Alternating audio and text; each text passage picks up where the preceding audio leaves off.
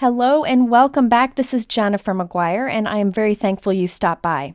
So today I'm very excited because I am featuring a new product that is super special, but I'm also going to show you a technique that you can do with products you have. Now this technique is a pop-up panel card. So I have two birthday card examples for you today.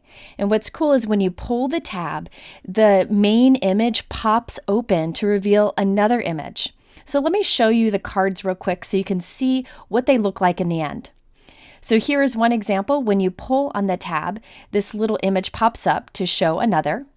And the second card is a balloon card. And when you pull the tab, the balloon pops up to show another. These are really easy and fun to make. Now the stamp set that I'm really excited to share with you today is from the Stamping Village. This is a birthday themed stamp set and it has different images from different companies that are part of the Stamping Village. The Stamping Village is a group of stamp companies that have come to collaborate and work together and help the industry grow. The village is always growing, but I'm excited that in this set we have images from Altenew, Fawn, Avery L. Then we have LDRS Creative. The candles are from Concord and Ninth. Next we have Picket Fence Studio. Then is Dare to be Artsy. Pink and Main has that little ladybug. Gina K Design. Then Pink Fresh Studio has a little cake that you can assemble. Hero Arts and Studio Katia. I will be using a few of these images today, but I have some good news. This video is part of a video hop, and I'll have all the information in my description below. In this video hop, you can see other card ideas using this stamp set from all the different companies involved. There are also giveaways, so all of that information will be in my description below. Okay, so let's get started with my first card, where I have the little candle image that flips open to show a sentiment underneath. Let's start with the colorful background. I'm using Gina K Design's Pure Luxury White 120-pound white cardstock. You could use any white cardstock, but this one is particularly nice for blending. I'm also using Gina K Design dye ink and blending brushes. You could use any type of ink for this. I just really like the color selection of this particular ink line. And I'm putting the different colors that I use up on the top corner there. Now all I'm doing is putting a very light amount of color, being sure to overlap each. This does not need to be perfect because we'll add more ink later. Okay, once I've covered the entire background, I'm going to heat set it to make sure that all of that ink is absorbed and dry. Next, I'm going to do some heat embossing at an angle. You can see it in the photo here. So I'm using my MISTI stamping tool, and I have my Simon Says Stamp Grid Transparency, just to help me hold the stamps still while I arrange them. I'm using two of the images from the Village stamp set and lining them up at an angle.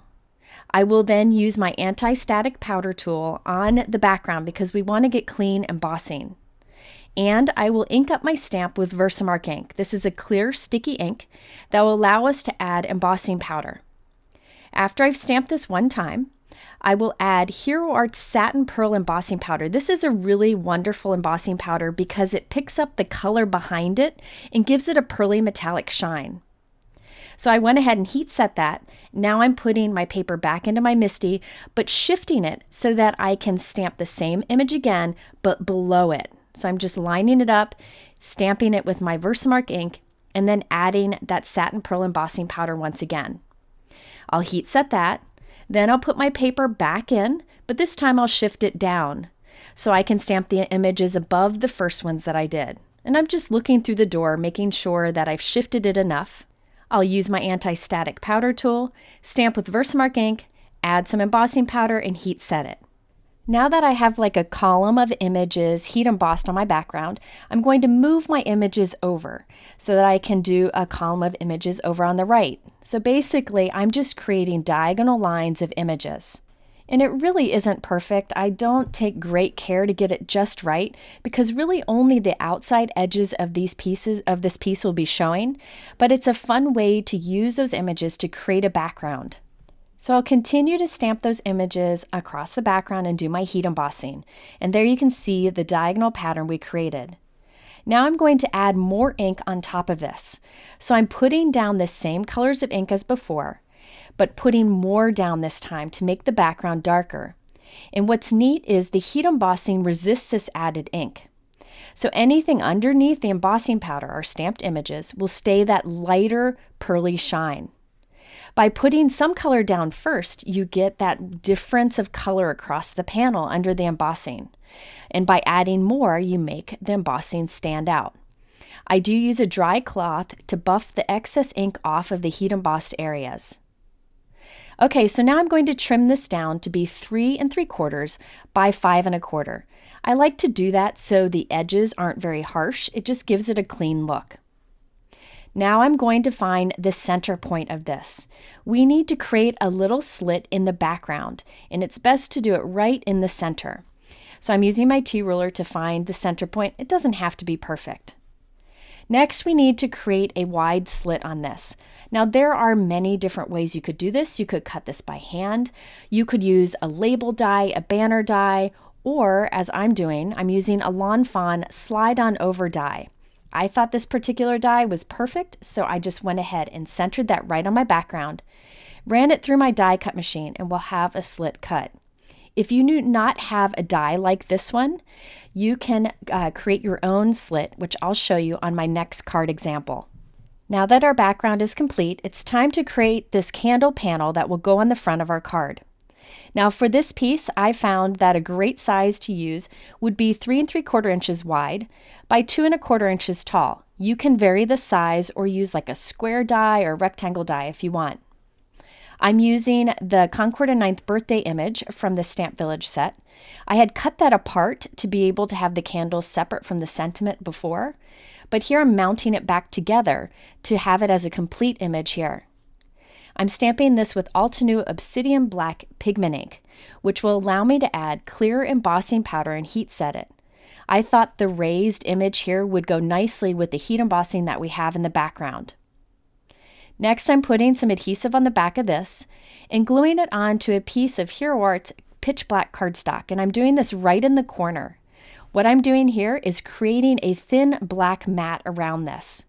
I like to have the thinnest mat as possible, so by gluing it into the corner and then trimming off the other two sides, I can get the perfect mat.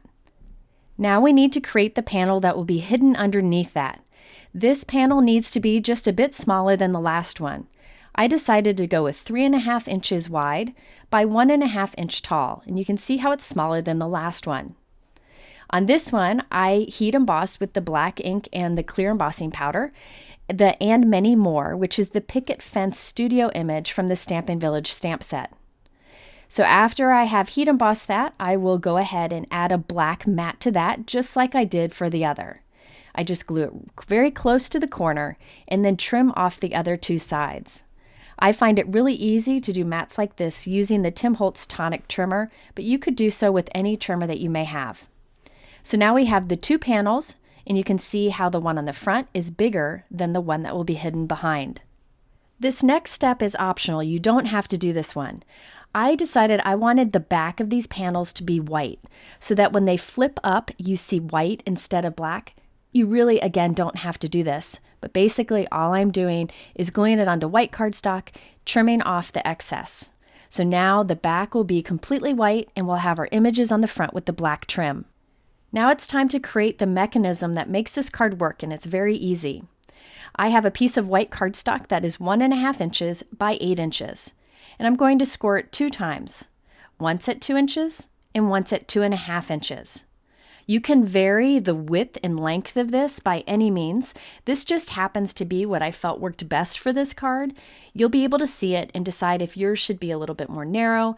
And in my next example, I will do a more narrow mechanism. Okay, so I'm just reinforcing those 2 fold lines, and you can see what the piece looks like at this point. Now it's time to assemble everything.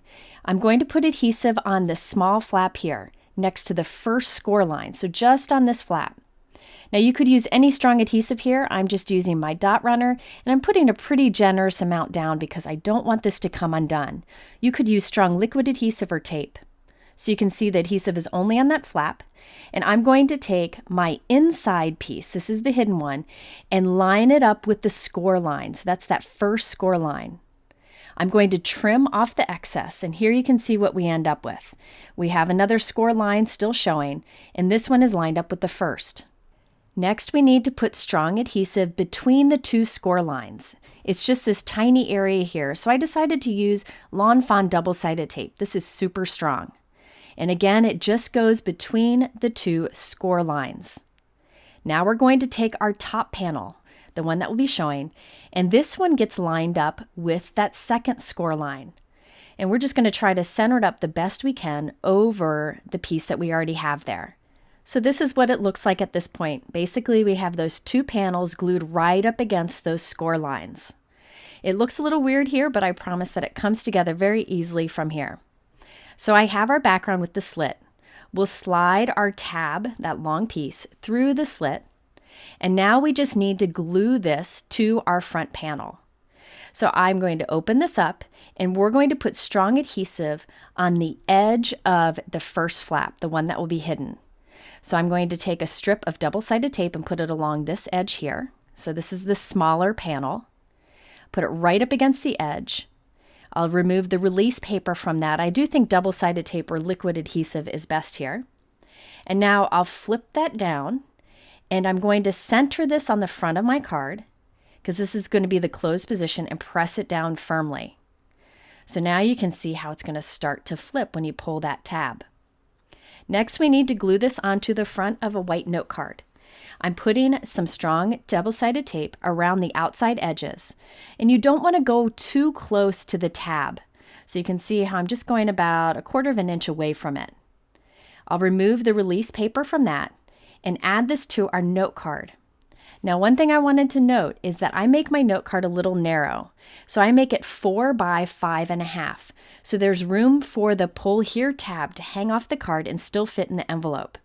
So this note card is 4 by 5.5. I'll glue our front panel down, and now we have this really long tab. When you pull on it, you'll see how it flips open. So I'm going to trim down the tab so that it's hanging off about 1/4 of an inch. So the overall size of this will be 4 1/4 by 5.5. So I went ahead and finished off the card. It's very easy from here on out. I just added coloring to the little candles, and I stamped pull here on the tab, and that's from a Lawn Fawn stamp set. I'll show you in a moment. You can see our inked background with the heat embossing. And then when we pull on the pull here tab, the happy birthday panel flips up, and you can see the message that says, "and many more." Such a unique card design that you can use with many different stamps or dies. Okay, I wanted to mention that the pull here sentiment is from this Lawn Fawn push here stamp set, which I've used many times in my interactive card videos, and I'll use it on the next card too. Okay, my second card, this time I have balloons, and when you have the card closed, it's got a large balloon, and when you pull the tab, you'll see a smaller balloon with an additional message. This just shows that you can use different shapes or sizes for the pop-up feature. So off screen, I used my Hero Art Circle Infinity die set to die cut a bunch of white circles. Most of them are small and medium, but I have one large one, the one you see here. I then used my blending brush and my Gina K Ink to quickly color them. I like to do this on my Waffle Flower Media Mat, which is that white mat that you see there, because it kind of holds the paper still while I do the inking. On each of the circles, I tried to do heavier towards one side of the circle and lighter ink towards the other side, just for a little bit of shading. You could definitely use balloon dies for this, but I figured most people probably have circle dies instead of balloon dies, so I wanted to show you that you could create your own. Next, I put a little bit of ink on some white scrap cardstock, and from that I'm cutting tiny little triangles and gluing those to the bottom of our circles to make it look like the knot on the bottom of a balloon. Believe it or not, these balloons come together very quickly, and this was a pretty fast card to make. For the background, I used the Hero Arts Wish Big stamp set. This is a new 6x8 stamp set, and that large image covers the front of a note card perfectly. I stamped this with Simon Says Stamp Fog Dye ink onto a 4 1/4 by 5.5 inch piece of white cardstock. That's a super light gray ink. I wanted it to be subtle in the background. Next, I'm arranging all my balloons on the front of the card, kind of planning out where I want them to go. I will then glue all of them down onto the background except for the large pink one. So most of these are going out towards the edge of this panel. Now that I've covered my panel, I'm going to trim down the sides. I like to start with a full size panel and then trim a little bit down. It just works better for me, but you could start with the smaller size from the beginning if you want. I will trim this down to 3 3/4 by 5 1/4. This is a little more narrow than I normally would put on a note card, but remember, I'm making my note card narrow too. So my note card here is 4 by 5 1/2. And that's top folding, and it's made from Hero Art's pitch black cardstock. I'm making my card a little narrow so that I have room for the tab to stick off the side and still fit in our envelope. Now it's time to create the pop-up feature. For that, I have 2 pink balloons. One is 3 inches in diameter, the other is 2 1/4 inches. And I white heat embossed a sentiment from the Stamping Village stamp set onto each of them. We need to next create that slot or the slit that our mechanism goes through. Before I used a die, this time I wanted to show you how you could create your own. I'm basically making a narrow rectangle right towards the top center of our card where I want our mechanism to be. This is about 1/4 of an inch wide, which is a good width, and about 1 1/4 inches tall. You just want it to be smaller than that smaller balloon because you want that smaller balloon to cover up that entire hole. So I'm going to freeze this here. Keep in mind, this doesn't have to be perfectly centered. You just want an area for your mechanism to move, and you want it to be hidden by the die cuts or the shapes that you put on top. You could use a craft knife to cut this out, but I'm not great with a craft knife. So what I like to do is poke my scissors in the center and then cut like an X from the center to each corner. Then I can cut from corner to corner to get those straight lines. Again, you're going to see this is pretty jagged, doesn't look great, it doesn't matter, it will be hidden. If you have a small rectangle die or a small banner die or anything else that would work here, you could definitely use it. I wanted to show you how to do it on your own. For the mechanism itself, I have a piece of cardstock that is 1 inch by 8 inches, and I'm scoring at 2 and 2 1/2 inches. So this is very similar to before. I do the score lines at the same place. This time it's just a little more narrow. Last time I did 1 1/2 inches, this time I did 1 inch. It really doesn't matter, but the score lines at 2 and 2 1/2 are a good place to start. Okay, on the flap next to the first score line, I'm putting adhesive and then gluing my first and smaller balloon right up against that first score line. So you can see how it's right up against the first score line. Now, between the 2 score lines, I'm going to put some strong double-sided tape. You could use strong liquid adhesive here if you wanted to. So I'm just putting it right between the 2 score lines. Then we'll come with our bigger circle or our bigger balloon, and we'll adhere that to line up right with that second score line. I'm actually going to go a little bit past it, just a teeny tiny bit. So you can see there how far I went past it. The only area that this is adhered to is between those 2 score lines. So you can see there how those pieces go together. When you're putting it together, it actually makes a little more sense than watching on the video. Super easy to do. Okay, so now we can assemble our card. So I'll slide that right through the slit that we created, and then we can glue this in place. So you flip the panel open, you put adhesive just on that outside edge of the smaller balloon. So just in that one spot there, right up against the outside edge of the smaller balloon. No glue anywhere else, or else it won't pop up. Okay, once I have that adhesive in place, you can see it's right there on the edge of the smaller balloon. We'll go ahead and close this up, centering it onto the front of the card. And you can see our little mechanism sticking out the right there. That's no problem. So I'm going to center it up and then press it down firmly. We want that to stick there. Now we'll put double-sided tape, or you could use liquid adhesive, around the outside edge of this card, but make sure you don't go too close to the mechanism. We want that to be able to move freely. I then am adding it to our black note card. You can see that long mechanism is still sticking out the side. I like to start with the longer piece and then cut it down to what I need. And I stamped pull here on that also. I'm using a black Sharpie to create the strings coming off the balloon. You could be a little more creative and use actual string if you wanted to, but I wanted to create a quick birthday card with this fun interactive feature. So let's take a look at the completed card. I used a Gina K silver metallic envelope. And here you can see the front of the card. I did add some Lucy's Cards iridescent gemstones for some sparkle in the front. You can see the stamping on the background. It's subtle, but we have the inking on each balloon. Not much bulk with this card either, which is another great thing about it. So when we pull the tab, it flips open and you see the smaller balloon with the different message. If you wanted to, you could ink the back side of the larger balloon to be pink also. So that could be pink if you wanted it to be. I just left it white, but it's totally up to you. So you can make this pop-up feature with hearts, circles, squares, rectangles like I did on the last one. Lots of things you can do with this technique. I hope you'll give it a try. In the meantime, remember that this is part of a video hop. So in my description below, I'll link to some other great companies, some of my favorite people, and you can go visit their videos to and learn more things to do with the Stamping Village birthday stamp set. Also, each person on the hop will be doing a giveaway at the time of this video going live, so be sure to check that out too. These companies are some of the best in the industry, and I really appreciate the time they put into design, original designs, and the creativity that they bring to our industry.